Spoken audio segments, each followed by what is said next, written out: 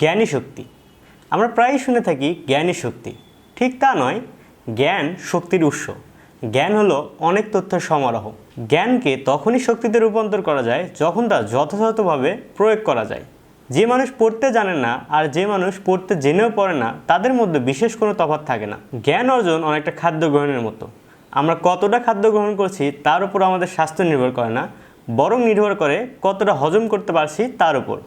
জ্ঞান শক্তির উৎস, আর প্রজ্ঞা হচ্ছে জ্ঞানের নির্যাস। শিক্ষাকে অনেকভাবে অর্জন করা যায়। কেবল স্কুল কলেজের ডিগ্রি শিক্ষার মান নির্ধারণ করে না। শিক্ষার অর্থ আত্মশক্তি অর্জন করা, স্থিরভাবে বোঝা এবং শোনার ক্ষমতা অর্জন করা এবং আরও জানার ইচ্ছা অর্জন করা। আমাদের শরীরের মাংসপেশির সংকোচন প্রসারণ যেমন শারীরিক ব্যায়ামের উপর নির্ভর করে, ঠিক তেমনি মনের সংকোচন প্রসারণ মানসিক ব্যায়ামের উপর নির্ভরশীল।